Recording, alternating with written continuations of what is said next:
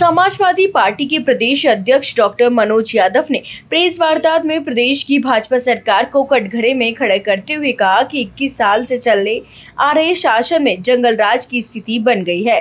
अधिकारी से लेकर विधायक तक पर कोई लगाम नहीं है। मनोज यादव ने भाजपा विधायक संजय पाठक के 400 करोड़ के घोटाले को मुद्दा उठाते हुए कहा कि इसमें विधानसभा में स्वयं मुख्यमंत्री ने 443 करोड़ की राशि स्वीकार की थी। इसके बावजूद आज तक वसूली नहीं हुई। उन्होंने आरोप लगाया है कि संजय पाठक न्यायपालिका पर दबाव बनाने की कोशिश कर रहे हैं। हाल ही में एक जज ने खुलकर कहा कि विधायक ने उन्हें मैनेज करने के लिए फोन किया। यह लोकतंत्र के इतिहास का अभूतपूर्व मामला है। सपा अध्यक्ष ने मांग की है कि संजय पाठक पर तुरंत एफआईआर कर कठोर कार्रवाई हो और 443 करोड़ की बकाया राशि ब्याज सहित वसूली जाए। साथ ही जज साहब की सुरक्षा बढ़ाई जाए क्योंकि उन्हें जान का खतरा है। उन्होंने कहा कि रीवा, कटनी, दमोह, गुना, शिवपुरी, छतरपुर सहित दर्जनों जिलों में किसान रात भर लाइन में लगने को मजबूर हैं, जबकि विधानसभा में सरकार दावा करती है कि खाद की कोई कमी नहीं है। सभी बेलगाम हैं। जंगल राज मध्य प्रदेश में देखने को मिल रहा है। मध्य प्रदेश के सबसे पैसे वाले विधायक भारतीय जनता पार्टी के संजय पाठक, जिनका 4000 करोड़ का घोटाला मेरे सामने आ चुका है। इसमें जो माइनिंग का है 443 करोड़ का विधानसभा में, सदन में मुख्यमंत्री जी खुद स्वीकार कर चुके हैं। इस चीज के लिए सवाल ये है कब तक वसूला जाएगा, और इसके लिए जो दोबारा कोर्ट में सुनवाई हो रही है उसमें जज साहब पे प्रेशर बनाया जाता है। विधायक जी खुद कॉल करते हैं। आप सब लोगों ने कल की न्यूज में देखा होगा कि वो जज साहब ने सुनवाई, उस बेंच को छोड़ दिया, सुनवाई करने से कहा कि मैं इस केस को नहीं सुनूंगा, मेरे पास मैनेज करने के लिए फोन आया है। सरकार क्या कर रही है? अभी तक उस विधायक पे एफआईआर क्यों नहीं की गई? ये जज का शायद इतिहास में पहली बार ऐसा मामला आया है।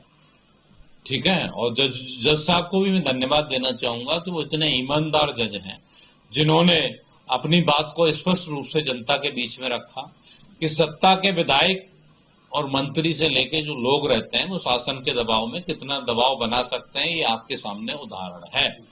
तो ये उन्होंने बताया कि दबाव बनाया गया, लेकिन हो सकता है कि दूसरे तरीके से उनको धमकाया भी गया हो। तो सबसे पहले जज साहब को वैसे सुरक्षा सरकार सुनिश्चित करती है, लेकिन उनको अंतरिक्ष सुरक्षा भी दी जाए कि उनकी जान को खतरा भी हो सकता है। साथ में तुरंत संजय पाठक पे एफआईआर भारतीय जनता पार्टी के विधायक पे होनी चाहिए, समाजवादी पार्टी की मांग है। और मुख्यमंत्री जी, आपके पास ही गृह विभाग है, आपके विधायकों की इतनी हिम्मत जो जजों को धमकाने लगे हैं, तो जंगल राज का जीता जागता उदाहरण मध्य प्रदेश में देखने को मिल रहा है। तो तुरंत एफआईआर कराएं, समाजवादी पार्टी की मांग है। और ये 443 करोड़ तो जो इस पे आया है कि ये चोरी की गई है, साथ में पेनल्टी वगैरह लगी है। 1000 करोड़ तो कोर्ट कह ही चुका है ब्याज सहित वसूला जाना चाहिए, और ये 2014 से पेंडिंग चल रहा है।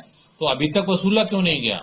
अभी भी अगर देरी करेंगे कि संजय पाठक जी थैली पहुंचा देंगे, अभी तक उनके संसाधनों का उपयोग चाहे भारतीय जनता पार्टी के जितने बड़े नेता रहे हों, पूर्व मुख्यमंत्री रहे हों, पूर्व अध्यक्ष रहे हों, तो सभी लोग करते रहे हैं। क्या मोहन जी आप भी करेंगे? अगर नहीं करेंगे तो तुरंत वसूली कराइए। ये जनता का पैसा है, ये राजस्व जाएगा तो जनता के विकास में जाएगा, हमारी लाडली बहनाओं को मिलेगा।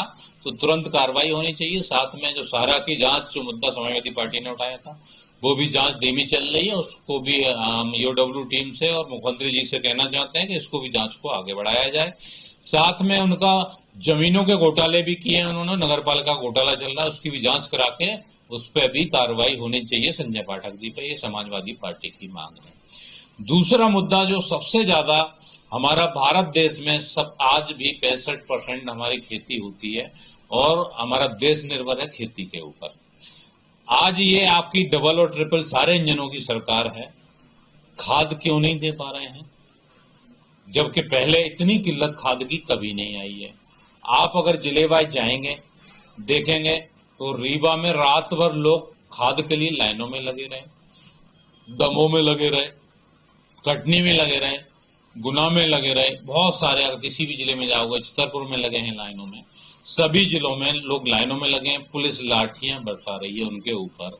और पिछली बार भी यही दिक्कत आई थी कि शिवपुरी में करेरा में, शिवपुरी जिले के करेरा तहसील में एक महिला को खाद की लाइन में लगे उसको पुलिस प्रशासन ने जेल भेज दिया था। अभी भी वही हाल हो रहा है, एफआईआर दर्ज की जा रही है।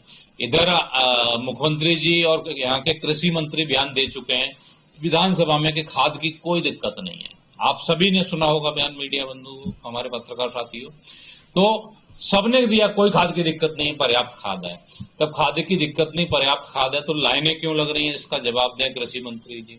अगर व्यवस्था नहीं संभल रही है तो आप इस्तीफा दे दें, क्योंकि इसी शासनकाल में सबसे ज्यादा अव्यवस्था हो रही है तो किसानों के लिए खाद की हो रही है।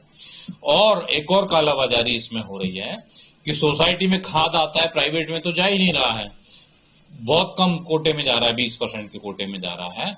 लेकिन सोसाइटी खाद ना बांट के प्राइवेट में दे दिया जा रहा है, जो व्यापारी उसको औने पौने दामों पे किसानों को बेच रहे हैं।